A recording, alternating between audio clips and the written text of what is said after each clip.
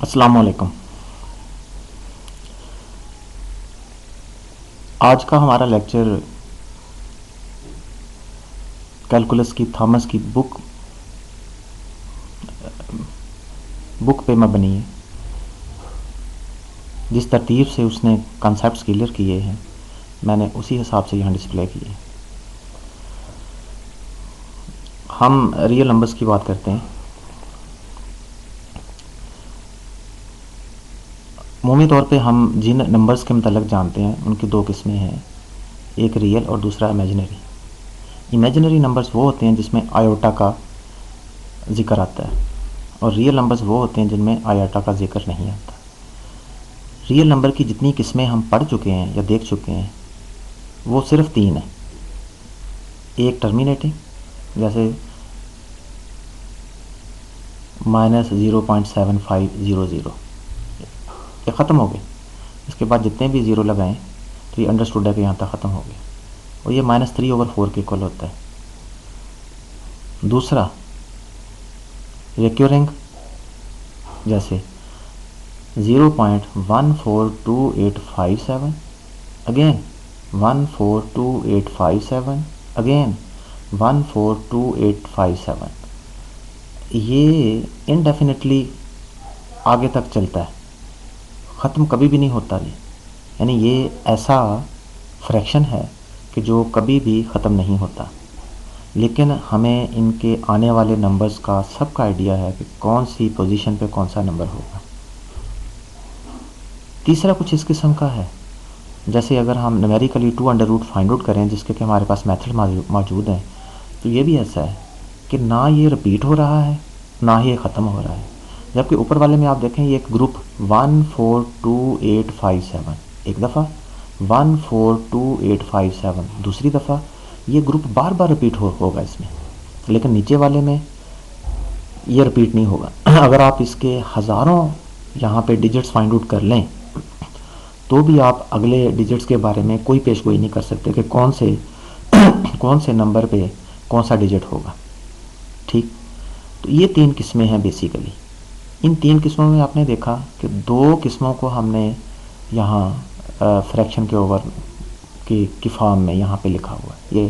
ये डेसिमल्स में तीन किस्में हमारे पास। राइट हैंड साइड पे ये जो जीरो पॉइंट का जब जिक्र आता है इसे हम डेसिमल्स बोलते हैं, जबकि लेफ्ट हैंड साइड पे हमने इसे फ्रैक्शन की शक्ल में लिखने की कोशिश की। दो को तो हम लिख सके, लेकिन जो तीसरा नंबर है इसे हम फ्रैक्शन की शक्ल में नहीं लिख सके, ये 2 अंडर रूट डाला हुआ है। तो याद रखें कि जो टर्मिनेटिंग होता है उसे हम फ्रैक्शन की शक्ल में लिख सकते हैं, जो रिक्यूरिंग होता है उस रियल नंबर को हम फ्रैक्शन की शक्ल में लिख सकते हैं, लेकिन जिसमें ये दोनों बातें ना हो तो उसे हम फ्रैक्शन की शक्ल में, जैसा कि 2 अंडर रूट है, कभी नहीं लिख सकते। ठीक, तो रियल नंबर डेसिमल्स में जब पाया जाता है, और डेसिमल्स की हमारे पास कितनी किस्में हैं? तीन, वो हमने पढ़ ली। अब अगर हम बात करें कि रियल नंबर्स को हम किस तरह से रिप्रेजेंट करें, क्योंकि आम सेट की शक्ल में तो इसे हम नहीं लिख सकते।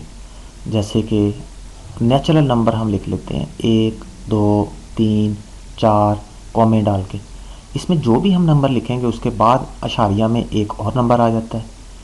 तो फिर हम इसको कैसे रिप्रेजेंट करें? तो ज्योमेट्रिकली, यानी इसे हम फिगर की शक्ल में इस तरह से रिप्रेजेंट करते हैं। एक स्ट्रेट लाइन की शक्ल में हमें इसको रिप्रेजेंट करते हैं, जिसके सेंटर में हम निशान लगा देते हैं 0, कुछ फासले पे निशान हम 1 2 और इसी तरह से 3 4 लगा देते हैं। अब इसमें जितने भी रियल नंबर्स हैं, यानी यहाँ जितने भी मैंने डेसिमल्स का जिक्र किया, टर्मिनेटिंग, रेकुरेंग या नन ऑफ अबव, तो नन ऑफ अबव जो भी हो तो वो सारे इसमें अपनी अपनी पोजीशंस पे आ जाते हैं। जैसे यहाँ 1 की पोजीशन है, ठीक, यहाँ पे 2 की पोजीशन अपनी है, इसी तरह पे पाई जो है वो 3 से कुछ थोड़ा सा आगे होगा। ठीक, तो तमाम नंबर्स हम एक स्ट्रेट लाइन के ऊपर लिख लिए। अब इसमें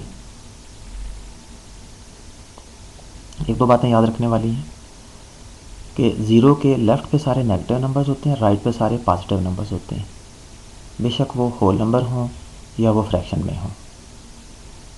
लेकिन 0 जो होता है ये खुद ना नेगेटिव होता है ना ही पॉजिटिव होता है। और इन्फिनिटी, इसके बारे में ये एक रियल नंबर नहीं होता, बल्कि ये हमारे रियल नंबर से भी एक बड़ा नंबर होता है। तो रियल नंबर तो सबसे बड़ा सेट हुआ जिसमें हर किस्म के नंबर्स आ जाते हैं। लेकिन हम अगर उसके सबसेट्स की बात करें तो उसके सबसेट्स में E for even number, O for odd number, Z for integers, Q rational number. Rational number कौन से वाले? जिसे हम फ्रैक्शन की शक्ल में लिख सकें, यानी m ओवर n की शक्ल में लिख सकें। और इसमें m n belongs to z, ये जो नोटेशन है ये है बिलोंग्स की, और शर्त है कि n is not equal to zero, कि नीचे वाला डिनोमिनेटर ज़ीरो नहीं होना चाहिए। तो ये रैशनल नंबर होते हैं, यानी रियल नंबर्स के अंदर। तो इसका मतलब कि ऊपर हमने रियल नंबर्स को डेसिमल शक्ल में 3 अंदाज में हम देखते हैं। उसमें जो पहले 2 हैं, मैं अगर वापस आऊँ तो रियल नंबर्स की डेसिमल फॉर्म सिर्फ 3 ही दुनिया में एग्जिस्ट करती हैं। कौन सी वाली? टर्मिनेटिंग, रेकुरेंग और नॉन। तो अगर मैं ये बात करूं,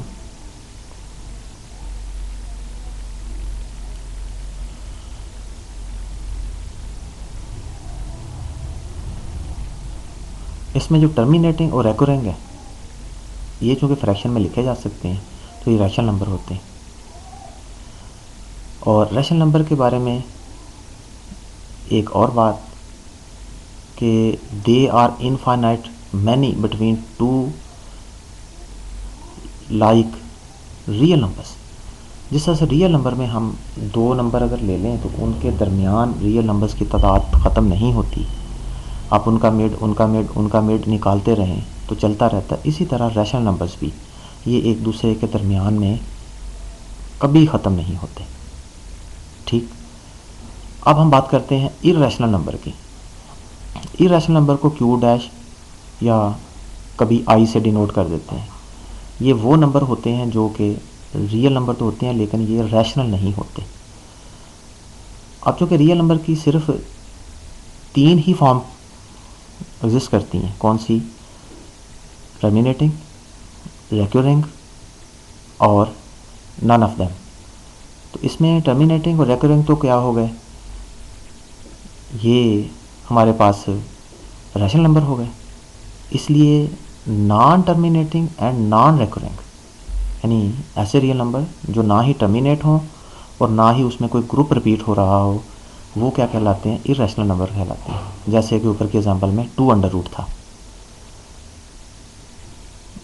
इनकी भी उसी तरह से प्रॉपर्टी है कि ये इर्रेशनल नंबर भी हर 2 नंबर के दरमियान इनफाइनाइट होते हैं। हाँ, अलबत्ता अगर रैशनल और इर्रेशनल मिल जाएं, याद रखें रैशनल कभी भी इर्रेशनल नहीं होता और इर्रेशनल कभी भी रैशनल नहीं होता। लेकिन जब ये इकट्ठे हो जाते हैं तो फिर हमारे पास रियल नंबर्स पूरे के पूरे बन जाते हैं। इसका मतलब सेट ऑफ रियल नंबर असल में इन दोनों सेट का इकट्ठा करने को बोलते हैं। इन दोनों की यूनियन जो होता है हमारे पास सेट ऑफ रियल नंबर्स होता है। नेक्स्ट, एक सेट को रिप्रेजेंट करने का तरीका। किसी सेट को हम कैसे रिप्रेजेंट करते हैं? अमूमन 3 तरीके इसके अपनाए जाते हैं। पहला तरीका जो होता है वो डिस्क्रिप्टिव, यानी सेट को आप एक फिक्रे, एक बयान की शक्ल में लिख देते हैं। जैसे set of integers between 0 and 6, 0 और 6 के दरमियान जो इंटीजर्स होते हैं। तो ये हमारे जहन में इसको देखते ही आ गया 0 के बाद कौन सा इंटीजर होता है, 1 2 3 4। दूसरा तरीका कि आप फिक्रा ना लिखें, उन इंटीजर को लिस्ट कर दें, 1 2 3 4 5, इसे टेबुलर फॉर्म कहते हैं। तीसरा सेट बिल्डर नोटेशन, हाँ ये पढ़ना आपके लिए बहुत ज़रूरी है, इसीलिए ये मेथड हमने बयान किए हैं। तो सेट बिल्डर नोटेशन में यही वाला सेट एक ही है। जब मैंने उसे बोला set of integer between 0 and 6 तो जहन में सारे नंबर आ गए। कौन से थे वो यही थे, 1 2 3 4 5 6। यहाँ उसे हमने लिस्ट कर दिया। तीसरी दफ़ा देखो उसे हम किस शक्ल में लिख रहे हैं। हम उसे लिख रहे हैं ए, ये सेट वही है, इसमें एलिमेंट्स एक्स हैं। ये एक्स अब एक सिंगल एलिमेंट नहीं है, बल्कि वो जो हमारे जहन में पीछे नंबर्स हैं उन सब का जिक्र है। वो x कहाँ से लिए गए हैं, वो सेट ऑफ इंटीजर्स में से लिए गए, x बिलोंग्स टू इंटीजर्स। तो एक उसके ऊपर शर्त ये होगी, लेकिन इंटीजर्स तो में तो बहुत सारे एलिमेंट्स हैं। तो आगे फिर दूसरी शर्त लिखी कि ये जो x है ये कैसा है तो ये इंटीजर, लेकिन ये 0 से बड़ा है और 6 से छोटा है। x एक नहीं है, x बहुत सारे हैं, यानी ये सारे कैसे हैं, ये 0 से बड़े हैं और 6 से छोटे हैं। तो इसका मतलब हमारे जहन में वही आएंगे। अब अगर हम सोचें कि इसके अंदर कौन कौन से एलिमेंट्स हो सकते हैं, तो सोचें हेयर 3 इज़ लेस देन 7, ठीक। तो ये जो लेस का मतलब होता है कि x जो है वो 0 से ग्रेटर है और x जो है 6 से छोटा है, ठीक। तो यहाँ पे 3 इज़ लेस देन 7 इसी तरह से इस x का मतलब है, ठीक। तो इस हिसाब से हमें 3 मुख्तलिफ अंदाज में एक सेट को लिखने का तरीक़ाकार आ गया। अब हम जिक्र करते हैं इंटरवल। ये भी सबसेट को कहते हैं। आम नंबर्स में, आम सेट्स में, जैसे कि इवन नंबर है, ऑड नंबर है, इंटीजर्स है, उनका सबसेट लिखना बड़ा आसान है, उसे हम लिस्ट करके लिख सकते हैं। लेकिन रियल नंबर्स में हम किसी भी सबसेट को लिस्ट करके नहीं लिख सकते, क्योंकि अगर हम उसका पहला एलिमेंट लिखते हैं तो अगला एलिमेंट हमें नहीं पता होता कौन सा है। मसला अगर 5 लें तो रियल नंबर में अगला एलिमेंट 5.1 नहीं है, बल्कि 5.1 से पीछे 5.01 भी तो है, बल्कि उससे पीछे 5.00001 भी तो है। तो इसको फिर हम किस तरह से लिखें, क्योंकि इसके सारे नंबर तो शो नहीं करवाए जा सकते। तो इसके लिखने का फिर तरीकाकार है, it is a subset of real numbers that contains all the elements between the end points elements.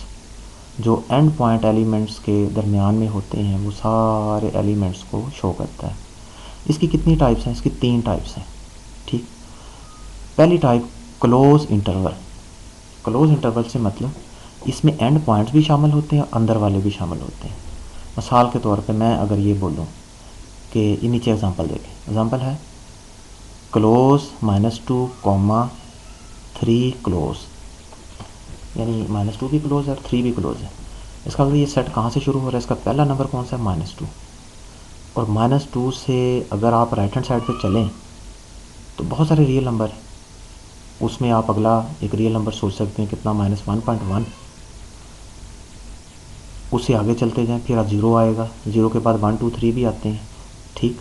इसमें 1 भी होगा, 1.1 भी होगा, इसमें 2 अंडर रूट भी होगा, 2 अंडर रूट से आगे बड़े 2। ये जो मैंने यहाँ डाला हुआ है ना डॉट डॉट डॉट, इसका मतलब 0 और 2 अंडर रूट के दरमियान इनफाइनाइट ला तादाद रियल नंबर्स वो सारे मौजूद हैं, जिससे कि लिस्ट नहीं किया जा सकता। बस इसे सोचा जा सकता है कि ये -2 से शुरू होके रियल लाइन के ऊपर राइट हैंड साइड पे चलना शुरू हो गए और 3 को शामिल करके अंदर वाले सारे इसमें एलिमेंट्स आ गए। इसलिए इसको हम ऐसे लिखते हैं, close interval A B is equal to X, यानी ये बहुत सारे एलिमेंट्स हैं, while X belongs to R, और ये एलिमेंट्स कहाँ से लिए गए हैं, रियल नंबर्स में से। एंड और किस तरह से कि एक्स ग्रेटर इक्वल टू ए, कि एक्स ए से शुरू होते हैं, लेसर इक्वल टू बी और बी तक ख़त्म हो जाते हैं बी को शामिल करके। तो ये हुआ आपके पास कौन सा वाला, क्लोज इंटरवल। इसके बाद है दूसरा ओपन इंटरवल। ओपन इंटरवल में ये फ़र्क है कि हम यहाँ पे ब्रैकेट की बजाय पैरेंथेसिस डालते हैं, यानी जिसे आप कहते हैं बड़ी ब्रैकेट और इसे आप छोटी ब्रैकेट कहते हैं। ये छोटी ब्रैकेट दोनों तरफ डाल देते हैं। इसका मतलब इस सेट में अब ए और बी शामिल नहीं है, यानी वहीं से अगर मैं बात करूँ तो ये सेट -2 और 3 उसमें से निकाल दें।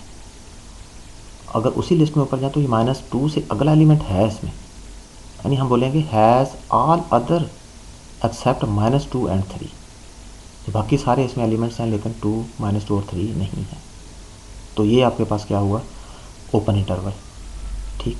तो इसलिए नोटेशन में हमने यहाँ देखें क्या लिखा हुआ है, X while X belongs to R and X जो है ए से ग्रेटर है, बी से लेस है।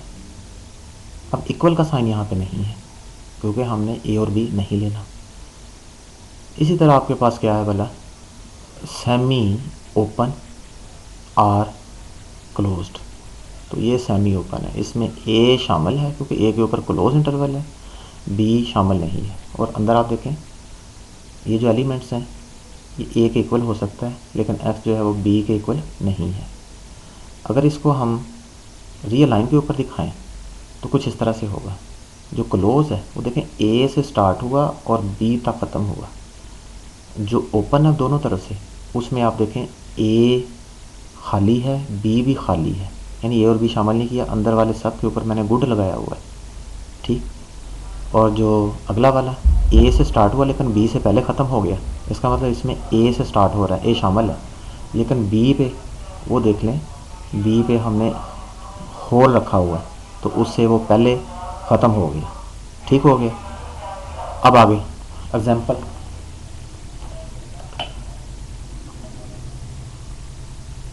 एग्जाम्पल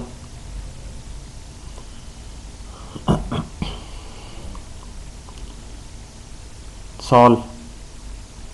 ये थॉमस की बुक, उसके पेज 4 और 5 के ऊपर एग्जाम्पल मौजूद है, ए बी सी।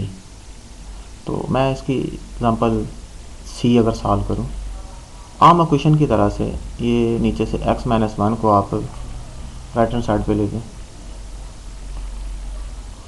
5 को अंदर मल्टीप्लाई कर दें, फिर ये राइट हैंड साइड वाला 5 उठा के लेफ़्ट पे 6 में आप ऐड कर दें, फिर ये 5 उसके डिनोमिनेटर में आ जाए, ठीक। तो ये आपके पास आ गया 11/5 से x लेस है। और साथ में एक और भी दिया हुआ है एग्जाम्पल सी में, अगर आप देखें greater equal to 5 for x greater than 1 and x greater than 1। अब अगर आप इन दोनों बातों को मिला लें तो x एक नहीं बहुत सारी वैल्यूज़ हैं जो कि 11/5 से लेस हैं एंड 1 से वो ग्रेटर है। इसका मतलब x को अगर आप सेंटर में रखें, 1 आप लेफ़्ट पे लिख सकते हैं, 11/5 1 से बड़ा नंबर है क्योंकि अगर आप 11 को 5 पे डिवाइड करें तो 1 से बड़ा जवाब आता है। तो इसका मतलब x जो है वो 1 से ग्रेटर है, दरमियान में आ गया 1/5 से, ये इस तरह से। तो आप देख लें अब इधर 1 के साथ इक्वल साइन नहीं है जबकि 11 और 5 के साथ इक्वल साइन है। तो ये फिर कैसा बना वाला, ये तो सेमी इंटरवल बना, यानी लेफ़्ट से ये ओपन है, राइट से ये क्लोज है।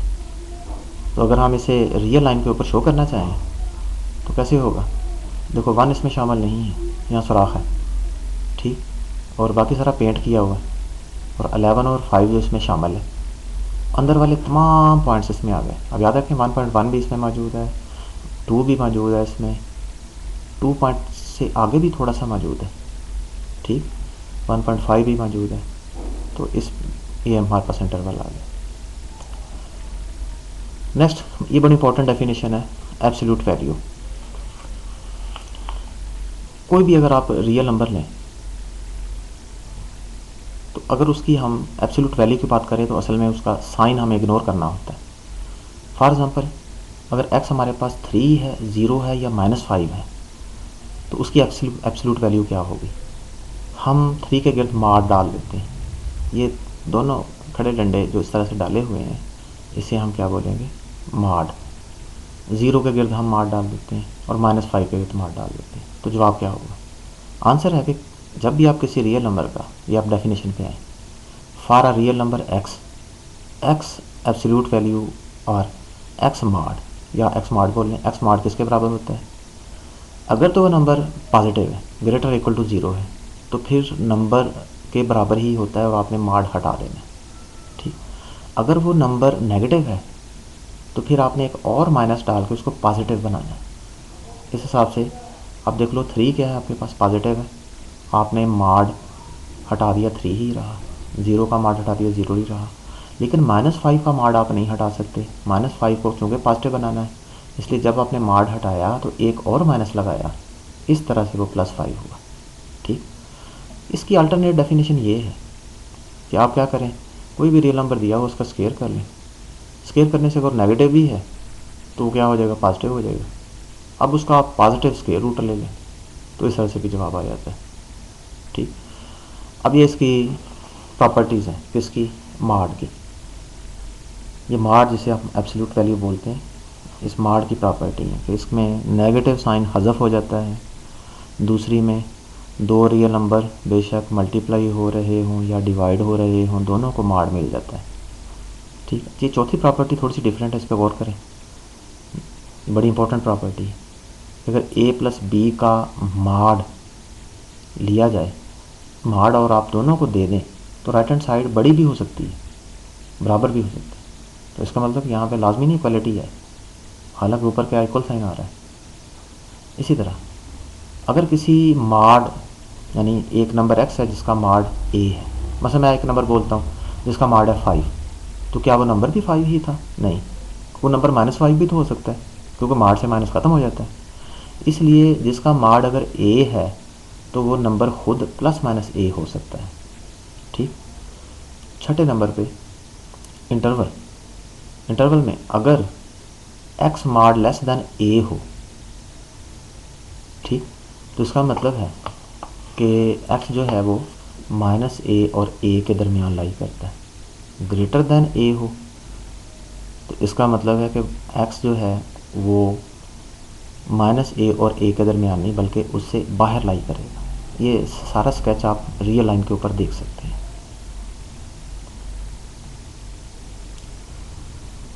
अब ये पेज 6 और 7 पे थॉमस की बुक में कुछ एग्जांपल्स हैं जिन्हें आप आसानी से सॉल्व कर सकते हैं, बल्कि वहाँ पे सॉल्व भी मौजूद हैं, आप वहाँ से देख सकते हैं, कोई मुश्किल बात नहीं है। इसके बाद एक्सरसाइज पेज 7 के ऊपर आपने क्वेश्चन नंबर 3 to 34 करने हैं। अगर आप देखें, मैं क्वेश्चन नंबर 3 अगर आपको सॉल्व करके दिखाऊं, क्वेश्चन नंबर 3 में आपको इन्फॉर्मेशन दी हुई है कि x लाई कर रहा है -2 और 6 के दरमियान में, और x 2 भी नहीं हो सकता और 6 भी नहीं हो सकता।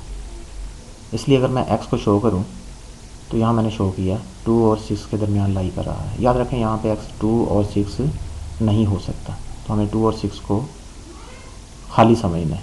ठीक, अब हम देखें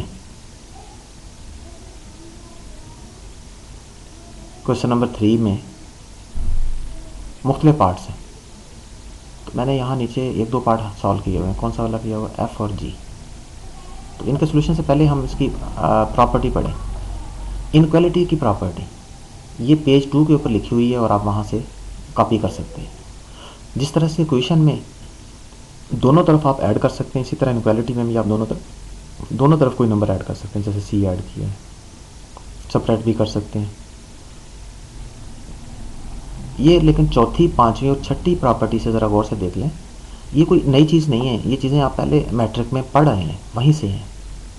a अगर b से लेस हो तो एक पॉजिटिव नंबर से आप ज़रब देना चाहें तो ये इनक्वालिटी सेम रहती है, फ़र्क नहीं पड़ता।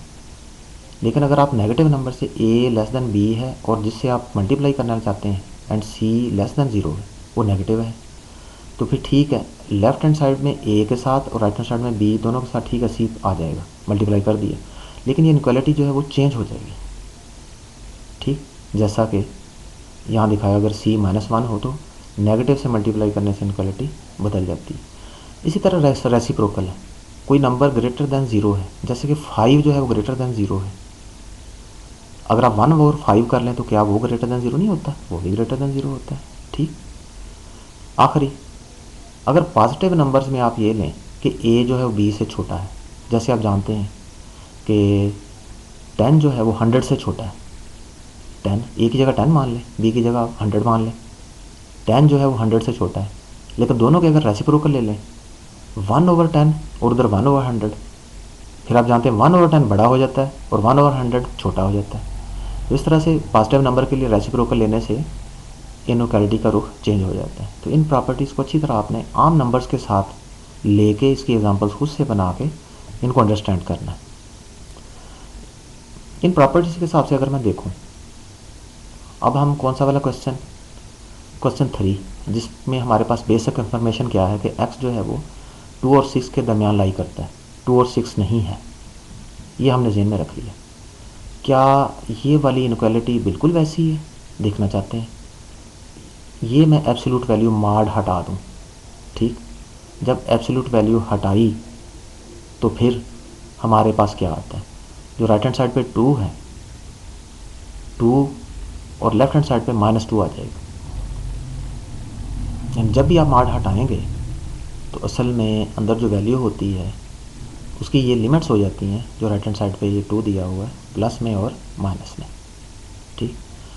अब आप ऐसे क्या करें, आप 4 ऐड कर दें, इस सारी इनक्वालिटी में 4 ऐड कर दें। -2 में 4 ऐड किया 2 आया, इसमें 4 ऐड किया सिर्फ x बचा, 2 में 4 ऐड किया कितना 6 बचा, ताकि इधर से x अकेला हो जाए। जब x को आपने अकेला कर दिया तो वो देखें क्या हमारे पास x के मतलब इन्फॉर्मेशन थी कि x जो है वो 2 और 6 के दरमियान लाई करता है। तो यहाँ क्या आया, x जो है वो 2 और 6 के दरमियान लाई करता है, इसमें 2 और 6 के इक्वल नहीं है। इसका मतलब f पार्ट में जो इनक्वालिटी दी हुई है वो ट्रू है। अगर आप g पार्ट में देखें, यहाँ पे x नहीं है बल्कि क्या है भला, -x है, इसलिए माइनस हमने ख़त्म करना है। हमने इस इनक्वालिटी को सारी को माइनस से मल्टीप्लाई किया, जब माइनस से मल्टीप्लाई किया -6 हो गया +6, ये भी प्लस हो गया और ये किसका हो गया माइनस का। लेकिन नेगेटिव नंबर से मल्टीप्लाई करने से इनक्वालिटी का रुख चेंज हो जाता है, वो चेंज हो गया। जब आपके पास चेंज हुआ तो ये इनक्वालिटी आपके पास कुछ ऐसी आ गई। अब इसको आप ठीक करके ऐसे भी लिख सकते हैं, आप बोलें 6 से x लेस है और x से -2 लेस है। इसको आप उल्टा भी पढ़ सकते हैं कि -2 लेस है x से, ये देख लें -2 लेस है x से, और आगे चलें x जो है वो लेस है 6 से, तो इधर से आगे चलें x जो लेस है 6 से। इसलिए इनक्वालिटी को ये इस फॉर्म में लिख देना, 6 greater than x greater than -2, या इस फॉर्म में लिख दें -2 less than x less than 6, कोई फ़र्क नहीं पड़ता। तो फाइनल रिजल्ट हमारे पास ये है कि x जो है वो लाई करता है -2 और 6 के दरमियान। तो क्या क्वेश्चन नंबर 3 में ऐसा था? नहीं, ऐसा नहीं था। x तो 2 और 6 के दरमियान लाई करता था। तो इसका मतलब है कि ये जो पार्ट g है इसमें हमें जो स्टेटमेंट दी हुई है वो ठीक नहीं है, अकॉर्डिंग टू क्वेश्चन नंबर 3 नहीं है, इसलिए ये फॉल्स हुआ। क्वेश्चन नंबर 4 में आ जाए, जो हमें इंफॉर्मेशन दी हुई है वो हम देखें। वो है y -5 -1 और 1 के दरमियान लाई करता है, ठीक। क्वेश्चन नंबर 4 में हमने सोल्यूशन लिया, वहाँ मार था, यहाँ हमने ऐसे कर दिया। अब आप अगर 5 ऐड करें तो हमारे पास यहाँ पे y 4 और 6 के दरमियान लाई करता है।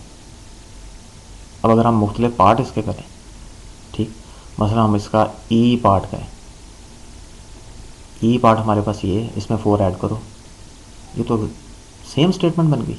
यानी जो पार्ट ई है वो y -4 अंदर है और साइडों पे 0 और 2 है, इसमें 4 ऐड करने से वो तो सेम स्टेटमेंट बन गई। इसका मतलब कि ये नेसेसरली ट्रू है, नेसेसरली ट्रू है। इसी तरह एच पार्ट में आप पहले तो मार्ड जब हटाएंगे तो इधर जो +1 है वो -1 और +1 के साथ आ जाएगा, फिर उसमें 5 ऐड करेंगे तो ये भी सेम स्टेटमेंट बन गई, ये तो ट्रू हुआ। लेकिन अगर आप सी पार्ट देखें जिसमें लिखा हुआ y > 4 है, तो इस सी पार्ट के मुताबिक y कोई भी वैल्यू 4 से बड़ी ले सकता है। अब y को अगर आप 10 रख लें तो 10 वाकई > 4 है, 10 > 4 है, लेकिन ये क्वेश्चन के मुताबिक तो नहीं है, क्योंकि हमारे क्वेश्चन में, क्वेश्चन नंबर 4 में हमारा जो y है वो 4 से 6 तक है, उसमें y 10 नहीं हो सकता, जबकि इसमें y > 4 है, ठीक। तो इसका मतलब है कि ये जो सी पार्ट में स्टेटमेंट दी हुई है ये ट्रू भी हो सकती है, यानी 4 से बड़ा अगर आप 5 ले लेते हैं y को, ट्रू भी हो सकता है। लेकिन सी की सिर्फ रिस्ट्रिक्शन के अंदर रहते हुए अगर 4 से बड़ा 10 ले लेते तो ये गलत भी हो सकती है। इसलिए ये नेसेसरली ट्रू नहीं हुई। नेक्स्ट क्वेश्चन नंबर 12 अगर मैं सॉल्व करूं तो यहाँ से आपने बताना है कि एक्स कहाँ कहाँ लाई करता है। ठीक, आप इसे आम इक्वेशन की तरह सॉल्व करें, दोनों तरफ 4 से मल्टीप्लाई कर दें। ठीक, फिर इसको सिंप्लीफाई करें, आखिरकार आपके पास आ गया एक्स जो है वो ग्रेटर दैन है -22/5। इसका मतलब कि ग्रेटर और इक्वल भी है, इसका मतलब एक्स जो है इसके इक्वल भी हो सकता है, इससे बड़ा नंबर भी हो सकता है। अगर आप रियल नंबर पे आएँ तो 0 के लेफ्ट पे -22/5 यहाँ कहीं हो सकता है, तो एक्स की वैल्यू ये भी हो सकती है और आगे सारी वैल्यूज़ कहीं तक जा सकती है, लेकिन इन्फिनिटी नहीं होती। याद रखें, हम फिर इंटरवल की शक्ल में इसको कैसा लिखेंगे, जिससे स्टार्ट हुआ किससे हुआ -22/5। हमेशा छोटा नंबर लेफ़्ट पे लिखते हैं, याद रखना, जब ये इंटरवल की शक्ल में लिखना है छोटा लेफ़्ट पे लिखते हैं। फिर चलते गए और चूँकि ये कहीं ख़त्म नहीं हो रहा तो इसलिए एंड पे हमें क्या डालना होता है, इन्फिनिटी डालना होता है। अगर उसका ख़ात्मा ना हो, सिर्फ एक ही साइड हो, दूसरी साइड ना हो, हमने इन्फिनिटी डाल दी है। अब इन्फिनिटी को कभी भी हमने इंटरवल में शामिल नहीं करना होता, क्योंकि infinity not a real number, इसलिए इन्फिनिटी के ऊपर हमने क्या लिखा, ओपन इंटरवल लिख दिया। ठीक, तो ये इंटरवल की शक्ल में आ गई। क्वेश्चन नंबर 17, ये इक्वलिटी है, बस आप इक्वल माड हटाएंगे तो राइट हैंड साइड पे क्या +-a यानी +-9/2 लगा देंगे। अब जब इसको सॉल्व करेंगे इसमें हमारे पास 2 जवाब आ गए। ठीक, तो ये दोनों इसके आंसर्स। क्वेश्चन नंबर 27, अब ये एब्सोल्यूट वैल्यू या माड <1/2 है। जब आप माड हटाएंगे तो यही वाला 1/2 दोनों तरफ, एक तरफ माइनस के साथ एक तरफ प्लस के साथ आ गया। अब आपने इसको सिंप्लीफाई करना है, तो आपने सिंप्लीफाई किया यहाँ तक। इस स्टेप में सारे नेगेटिव हैं। अब आपने इनको पॉजिटिव करना है तो सबको माइनस से ज़रूर देनी होगी।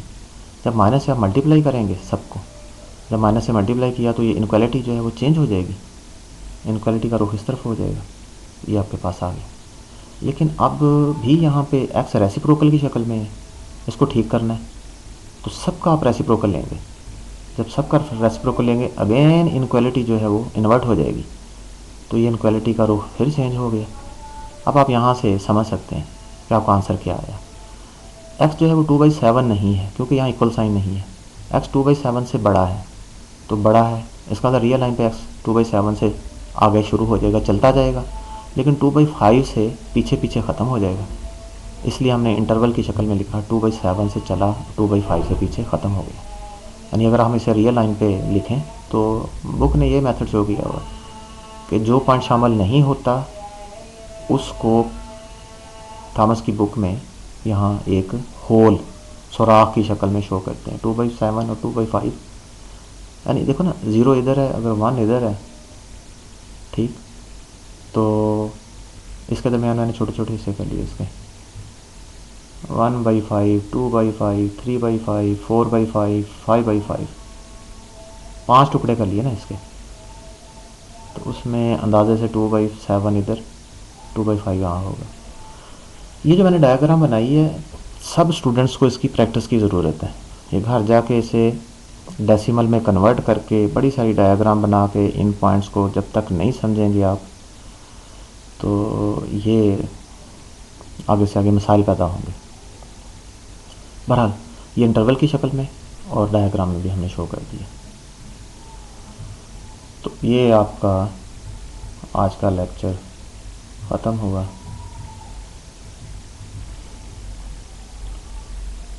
खुदा हाफ़िज़।